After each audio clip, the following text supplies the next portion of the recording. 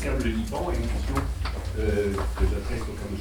Veto-Favier. Mais je commence par la question pour le Liban, qui est que, et qui concerne l'armée libanaise. C'est-à-dire, si on regarde l'armée libanaise, il lui manque des armements lourds qui sont dus à la faiblesse de l'aide étrangère à cause du veto israélien. Ce qui rend le Hezbollah indispensable pour défendre l'indépendance du Liban, la nature ayant horreur du vide. Donc, dans ce contexte, qui osera, dans ce contexte, armer l'armée libanaise en s'opposant à Tel Aviv? Deuxième question, dans les années 1980, la République d'Afrique du Sud a attaqué 6 États avant qu'on accepte de reconnaître que le problème venait de l'apartheid. Quand est-ce que les puissances occidentales accepteront-elles de tirer les conséquences du fait que toutes les guerres en Asie occidentale proviennent de l'ignorance du droit des Palestiniens par l'entité sioniste? Alors, j'ai posé la question donc pour le Liban à monsieur, oui, je suis bien sûr, et à monsieur l'ambassadeur pour la question générale sur Israël et si on compare avec l'Afrique du Sud, c'est-à-dire il a fallu reconnaître que c'était l'apartheid qui était le problème, même si l'Afrique du Sud avait été en guerre avec 6 États. Toutes les guerres qu'on a au Moyen-Orient, c'est dû au problème palestinien. Donc quand est-ce que... problème palestinien posé par les sionistes, oui. Donc quand est-ce qu'on reconnaîtra que la cause des conflits en Asie occidentale sera réglée ipso facto de la même façon que quand on a réglé l'apartheid? Alors, pour vous répondre concernant l'armée libanaise, écoutez, moi je suis très au fait de la question. Il faut savoir que l'armée libanaise, en fait, a divers vecteurs. Elle a également du matériel lourd et l'équivalent, mais en dimension nettement plus réduite, d'armée de premier rang. J'entends par là des chars qui sont un petit peu maintenant, on dirait, dépassés. Mais je rappelle qu'une armée moderne et efficace, pour l'ancien militaire que je suis, ne fonctionne qu'avec du matériel interopérable, ce qui n'est pas le cas. C'est un peu une armée de briquet de broc. Quand vous regardez le matériel, c'est du Hummer qui est un héritage de l'armée américaine et de sa campagne en Syrie. Ce sont des chars syriens, ex-syriens, qui sont tombés du camion quand c'est le retrait de la Syrie. C'est également des M113, donc des véhicules blindés mécanisés, qui sont légers, mobiles, mais vous avez aussi une forte armée en ce qui concerne le combat mécanisé et d'infanterie. Il faut savoir que c'est une armée, il faut savoir qu'au Moyen-Orient, surtout au Liban en particulier, 95% de la population vit en ville. Donc ce sont des gens qui sont rompus au combat aux localités, ce qu'on appelle le FIBUA, Fight Up in Build Area, chose que les armées européennes ont découvert avec uniquement la guerre en ex-Yougoslavie au Kosovo. Donc pour vous dire, dans l'histoire des armées du Moyen-Orient, c'est quelque chose d'ancien. Maintenant, lors de mon intervention, j'ai bien précisé une chose. L'armée libanaise a des hommes qui sont formés, puisque beaucoup d'officiers libanais sont formés en Europe et aux États-Unis, et également dans d'autres pays.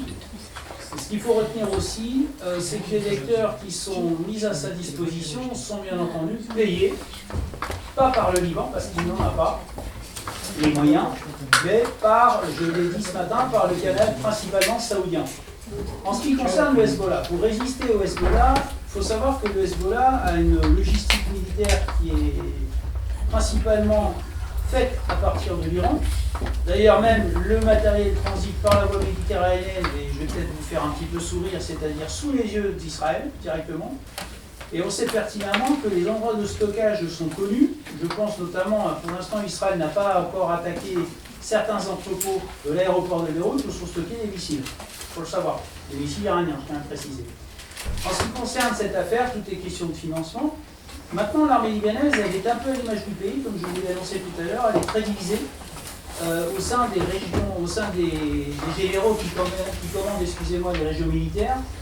Et finalement, il faut prendre en compte, quand j'étais là-bas en 2006, l'armée libanaise n'avait pas remis les pieds au sud du Liban depuis plus de 20 ans. Donc autant vous dire qu'au niveau de la population, elle était quasiment inconnue. En ce qui concerne sa force et sa puissance, c'est presque un Libanais sur 5 qui est militaire. Imaginez, c'est un pays qui fait 4 millions d'habitants, il y a à peu près 80 à 100 000 hommes. Alors que le Hezbollah, à l'époque, de sa grandeur, entre guillemets, c'était 4 000 hommes. Il faut vous donner un petit peu leur demandeur par rapport au pays et aussi à sa superficie. Malheureusement, ce qui manque à l'armée libanaise, donc, c'est une marine, il faut être honnête. puisque la puissance s'exprime également par la mer. D'ailleurs, nous on a un proverbe là-bas qui dit que les mers calmes ne forment jamais les mariens d'expérience. Et nous avons un gros problème, puisque l'armée israélienne actuellement qui assure les opérations a forcément la liberté du ciel, puisque avant l'armée libanaise était équipée de Mirage 3, qui ont fini en pièces détachées et, pour ne pas dire, elles sont complètement obsolètes. Mais vous avez quand même une armée de l'air qui se forme sur les avions américains pour éventuellement un jour reprendre le contrôle. Mais cela fait partie des prérogatives attribuées au président de la République libanaise. Au Liban de cette transparence, mais également cette reconquête. D'ailleurs, je le rappelle régulièrement dans mes interventions, le reproche que fait Israël au Liban, c'est une absence d'assurer sa sécurité, mais malheureusement, elle n'en a pas les moyens. Mais croyez-moi que si on lui en donnait les moyens, elle sera en mesure de le faire, mais encore une fois, ça invite dans l'équation un petit peu ce qui s'est passé en Afghanistan, moi quand j'y étais avec la formation des troupes afghanes, c'est-à-dire cette espèce de choix en termes de personnel, officiers, sous-officiers et militaires du rang, en fonction des groupes ethnico-religieux. C'est ce qui crée les problèmes. Mais sachez une chose, c'est que le Liban a des capacités militaires qui pourraient s'avérer et qui sont efficaces, parce qu'il y a beaucoup d'informations que nous n'avons pas en Europe. Je rappelle que l'année dernière, au mois d'octobre, il y a eu des émeutes dans certains quartiers palestiniens au sud du Liban, et qu'on y a envoyé l'armée pour faire taire ces révoltes.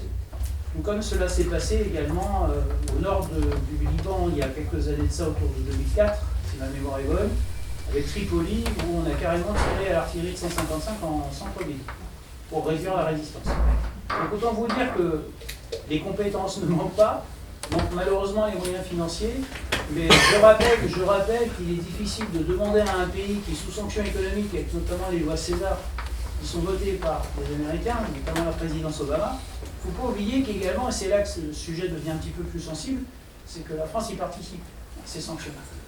Sachant que la livre libanaise est divisée par 10, voire plus, et qu'aujourd'hui, le salaire moyen, c'est 200 $, sachant qu'un croissant à Beyrouth à l'heure actuelle est à 15 $. Donc je vous laisse faire les calculs, qui fait peu. Dans tous les cas, voilà, le Liban aurait les moyens, si on lui donne tant en ressources humaines qu'en savoir-faire, pour assurer sa sécurité et assurer sa souveraineté à l'international, enfin sur son territoire dans un premier temps, mais aussi sur tout ce qui est demandé par le Premier ministre israélien, peu importe le gouvernement, que ce soit M. Netanyahu ou d'autres acteurs, si vous voulez, puisse assurer cette mission qui est la sienne. Et encore une fois, ça indique, comme je le tiens à le dire, dans cette équation, ces minorités qui, pour l'instant, sur le sujet, avancent divisées. J'ai un peu peur avec les éléments en cours. On parlait tout à l'heure de l'instabilité future. C'est que justement, on revienne sur le devant de la table, sur la scène politique libanaise, toujours ces mêmes acteurs qui sont au pouvoir depuis 50 ans, qui, je le rappelle, pour certains, sont des anciens chefs de guerre. Donc autant vous dire que tant qu'il n'y aura pas eu cette transition politique, puisque là-bas, le Liban, c'est un peu rude ce que je vais vous dire, mais ils n'aiment pas trop les jeunes, que tous ceux qui ont tenté l'aventure sont malheureusement morts assassinés, je vais être très clair. Et c'est qu'aujourd'hui, peut-être, encore une fois, je croise les doigts, mais j'y crois de moins en moins, est-ce que ce n'est pas la diaspora qui va apporter la solution? Ce ne serait pas impossible, mais pour l'instant, ne l'oublions pas, c'est un pays qui est essentiellement un pays qui est orienté vers les services. Je pense, avec la concurrence avec nos amis de la Confédération helvétique, c'est-à-dire les banques, parce qu'il y en a 64 au Liban, ce qui n'est pas rien. Il y a très peu d'industrie, voire peu d'agriculture, c'est un pays essentiellement de services. Et pour l'instant, la priorité, c'est de se conformer à ce qu'on exige du pays, c'est-à-dire la transparence, qui, une fois acquise, pourra peut-être répondre à la question que vous m'avez posée, c'est-à-dire enfin acheter de manière légale et transparente les moyens et les vecteurs qui sont demandés à coups de millions de $. Mais avant tout, est-ce que les bénéfices qui seraient tirés du pétrole seraient orientés vers cette action-là, sachant que, pour conclure rapidement, le président Aoun a peut-être, dans ses négociations, parce que vous savez que la pomme de discorde est le Hezbollah, c'est qu'il aurait souhaité intégrer, c'est là que ça fait peur à Israël, il aurait souhaité intégrer l'arsenal du Hezbollah dans l'armée libanaise, qui justement lui permettrait de retrouver, les capacités de force et de protection tant recherchées par la communauté internationale et Israël plus en particulier. Merci beaucoup. Merci bien. Votre Excellence, vous avez mais très courte, s'il vous plaît, parce qu'on a d'autres questions. 15 secondes, pas plus. pour dire à mon cher ami de l'autre côté de la colonne que je ne suis pas cartomancien, que je ne lis pas dans les boules de cristal. Je vois qu'en pleine guerre contre le Liban, on inaugure une nouvelle colonie d'habitation en Cisjordanie, ce qui n'énerve personne dans la presse de ce pays et les autres pays de l'Union européenne. Donc, la solution n'est pas pour demain. Je crains qu'elle ne soit pas pour après-demain. Et je crains que la solution qui se dessine, c'est celle que prévoyaient beaucoup de sionistes dès la première moitié du XIXe siècle, c'est-à-dire en Israël, de la mer au Jourdain. Et puis après, on verra. Après, ça va faire boum. Une question. Prenez le micro, Professeur Strauss, Prenez le micro, s'il vous plaît. comme vous êtes un spécialiste pour la marine américaine, enfin marine de base militaire américaine, et on dit aujourd'hui que c'est la Chine qui va être le gagneur de la situation aujourd'hui. Alors dites-moi, les bases militaires américaines à Taïwan, sur l'instrument Taïwan. Vous avez 30 minutes pour répondre. Version courte. Version courte. Et je te rien causé, quoi. En fait, moi, je ne suis pas au courant de Micro, s'il vous plaît. Microphone. Oh, oui. Moi, je ne suis pas au courant avec ce que les États-Unis ont à Taïwan. Je sais qu'il y a des relations très étroites. Je pense que la Chine ne va pas lâcher son attitude actuelle et ses comportements actuels parce que c'est une autre manière d'embêter les États-Unis. Mais voilà. Mais il y a une présence, les bases américaines là-bas. Dans une manière ou l'autre, les États-Unis ont présence, mais je ne connais pas le détail. Mais à mon avis, il y aura une présence là-bas, certainement. Il y aura ou il y a. Merci beaucoup. Je voulais réagir Le micro. à la question précédente. Il y a des années, j'étais professeur à l'Académie diplomatique en Tunisie. Mes étudiants étaient des diplomates en formation. J'étais invité là pour donner des cours sur la politique étrangère des États-Unis. Et après quelques semaines, je me suis dit, c'est curieux, après chaque cours, que ce soit sur la dissuasion nucléaire, politique commerciale, la politique de défense, à la fin, tout revenait au conflit israélo-palestinien. Et j'étais curieux. Finalement, à la fin d'un autre cours, même propos, et je me suis adressé à mes étudiants, et j'ai dit, vraiment mes amis, vous pensez que vous avez besoin, vous pensez que c'est les États-Unis par le biais d'Israël qui est responsable d'animer tous les conflits millénaires entre les Arabes et les autres dans la région. Et là, il y avait un éclat de rire, bien évidemment. Donc, de tenter de réduire n'importe quel sujet à une seule cause, c'est toujours risqué. Pour un diplomate, pour un analyste, pour un stratège, pour un historien, surtout un sujet qui est si chargé d'émotions. Donc voilà, c'est juste ce que je voulais dire, de faire attention dans vos analyses, de tenter de réduire tous les problèmes de la région sur ces conflits-là. Bonjour et merci beaucoup à l'Académie géopolitique pour avoir organisé cette intéressante conférence. Moi, je ne vais pas dans les détails, tout le monde les connaît. Par contre, moi, je sais que l'intérêt essentiel d'un certain nombre de pouvoirs et partout, c'est la recherche de la matière première, les ressources de l'énergie, et puis la domination des lieux et pays géopolitiquement intéressants.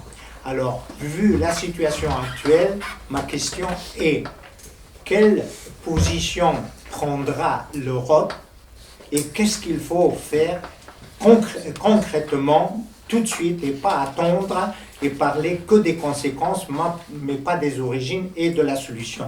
Merci. Je fais juste une remarque, je dis peut-être que ce conflit va permettre à l'Europe de se ressaisir et d'exister dans le cadre de pays souverains. Dans le cadre de pays souverains qui ne dépendent pas exclusivement des États-Unis et qui est sa propre... On peut toujours rêver, mais...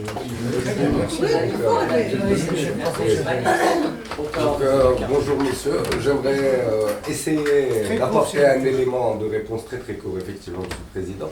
Donc vous avez cité l'Europe, sauf que quand on parle de matières premières critiques, métaux critiques qui vont suivre tout ce qui est énergie renouvelable, etc., l'Europe ne dispose de aucune ressource.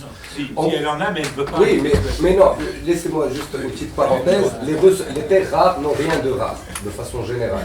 C'est des petits dépôts un peu partout, sauf que vous, à force de réglementer, vous ne pourrez jamais développer une industrie d'extraction parce que vous avez plusieurs contraintes au niveau environnemental.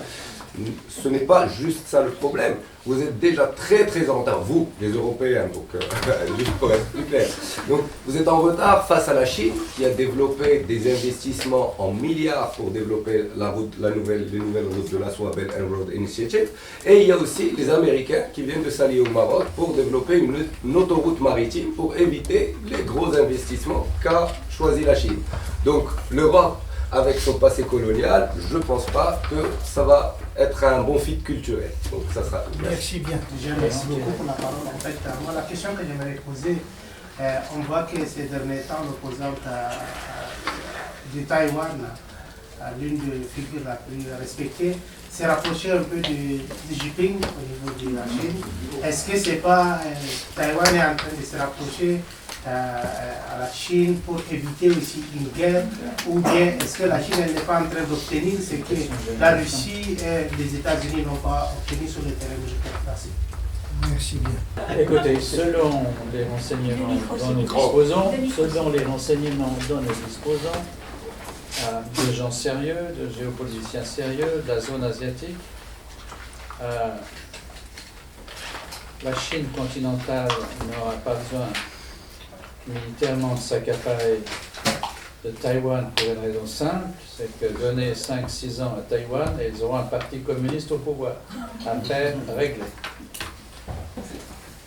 Oui, pour répondre rapidement à la question qui m'a été posée, en fait, la configuration des lieux au Moyen-Orient fait que la population habite principalement en ville. Donc, si vous voulez, ils sont formés à ce que fait l'armée israélienne, c'est-à-dire le combat en zone, en localité urbaine. Ce sont de longs héritages. Vous avez parlé de la bataille de Stalingrad, et j'allais vous dire, pour aller très vite, simplement, je vais vous citer la phrase de Napoléon Bonaparte: n'affrontez pas trop souvent votre ennemi, vous risqueriez de lui apprendre votre art de la guerre. Bien, merci beaucoup.